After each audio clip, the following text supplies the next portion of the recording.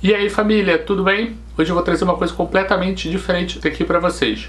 Vou trazer um resumo de uma live que eu fiz lá na Roxinha com a Carol Chiovato, autora de Porém Bruxa.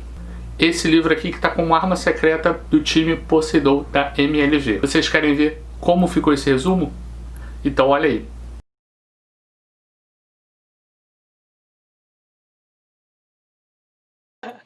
Oi, eu sou sim autora do Porém Bruxa, que ele acabou, que o Pedro acabou de mostrar. É, é o livro que está felizmente está na leitura coletiva do time Poseidon da MLV. Fiquei bem feliz com isso, inclusive. Tenho recebido bastante mensagens legais de leitores que estão terminando o livro, lendo super rápido e tal. E sim, como o Pedro acabou de falar, eu sou autora de 2 livros. Esse aqui é o meu segundo livro, Senciente Nível 5, acabou de sair. Ele é uma ficção científica space opera, então bem diferente do primeiro. É engraçado, o Porém Bruxa ele é um pouco diferente dos meus livros habituais, porque eu tenho alguns outros livros ainda inéditos, mas que eu escrevi antes de Porém Bruxa. Ele é um livro que eu fiz um planejamento assim bem marcadinho, que é uma coisa que eu normalmente não faço.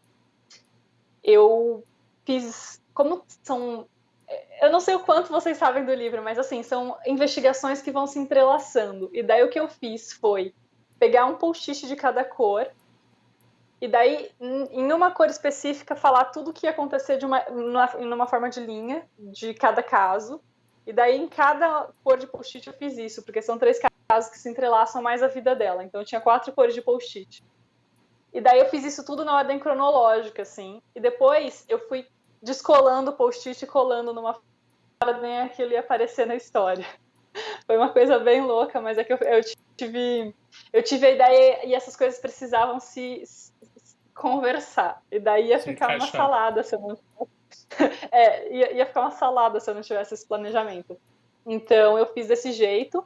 Claro que eu mudei algumas coisas, porque tem muita coisa que a gente vai descobrindo e vai testando conforme a gente escreve, se está funcionando, se não está funcionando, às vezes na hora de editar. Então eu tive algumas alterações. Algumas personagens que apareceram mais do que deviam, outras que apareceram menos do que eu tinha previsto. Só que foi assim, e essa ideia tem a ver com. Eu faço doutorado sobre a representação da bruxa enquanto estereótipo do feminino transgressor. Eu trabalho com textos do século XVI, e textos de hoje em dia, em inglês. Mas eu tinha essa ideia de ver que, no meu doutorado, eu sempre identifico a figura da bruxa, ela é sempre narrada por alguém, que não ela mesma. Mesmo quando ela está sendo interrogada, ou por tribunal inquisitorial, ou pela justiça secular, né, que é a justiça, o tribunal normal, a gente só tem o registro através de um escrivão, através de alguém que está contando o que ela disse. Então, a primeira coisa que eu quis para esse livro é que fosse a bruxa contando sua própria história. E que fosse nos dias de hoje, que fosse uma fantasia urbana. Eu acho que a fantasia urbana ela tem essa característica de fazer a cidade ser uma personagem do livro. E a cidade é muito viva na fantasia urbana. E eu acho que você só consegue dar esse tipo de vida para uma cidade se é uma cidade em que você morou muito tempo, ou a sua cidade mesmo, né? Mas tem que ser uma cidade com a qual você tenha muita convivência, assim, sabe? Nos seus melhores e nos seus piores aspectos, porque a fantasia urbana também tem isso. Você mostra a parte boa, mas você mostra muita parte ruim da cidade.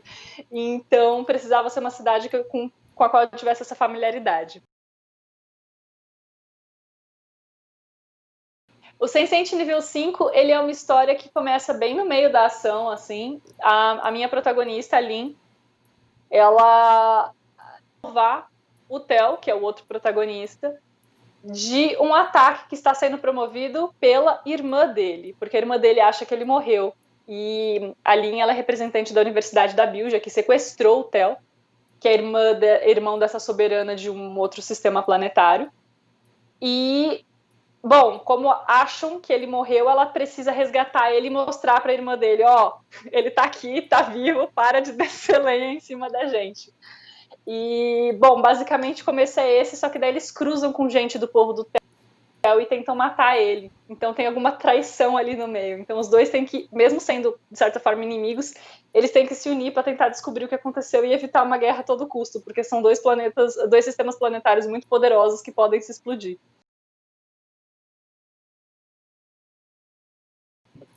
Eu não gosto de infodump, então eu escrevo sem. Eu acho que as pessoas vão reparar isso lendo Porém Bruxo ou lendo Senciente.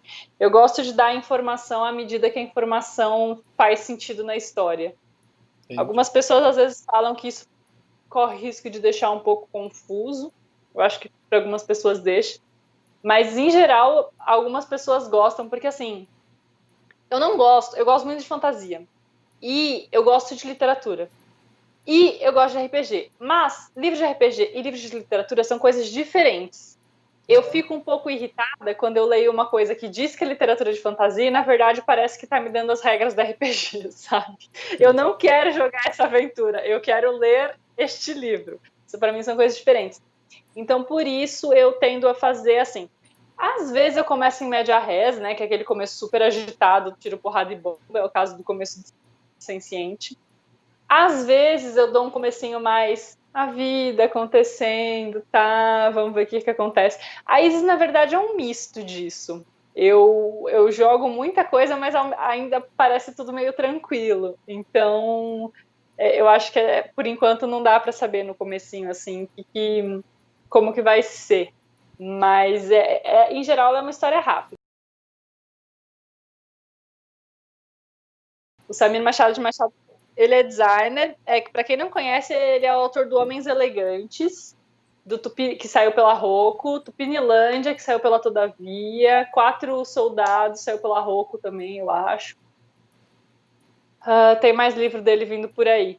Ele é um autor espetacular e ele é um designer espetacular. E eu mandei umas referências para ele de coisa de fantasia urbana e eu falei o seguinte, olha, eu acho que combina melhor esse estilo da capa do Eric Novella aqui, eu quero mais ênfase na fonte.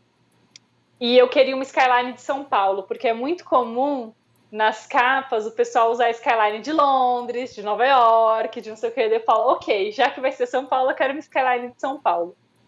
Então tem alguns prédios aí que dá para reconhecer, o MASP, a Sé, o Banespa. Aqui é o canto, a ponte nova lá.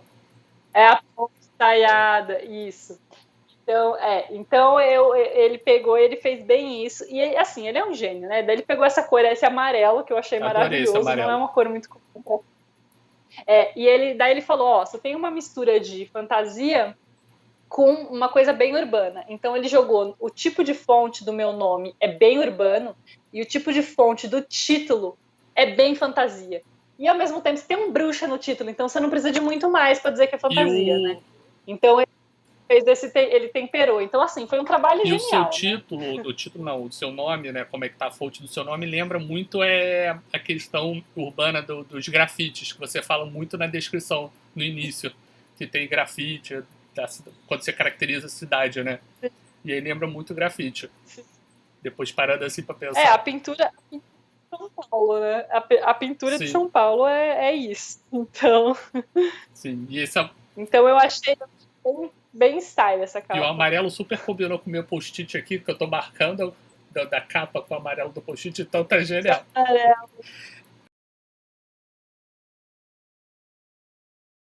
Mas meu canal já tá lá, eu devo entrar no ar, senão hoje, amanhã, à noite, fazendo sprint de escrita. Então, Carol Chiovato, tudo junto.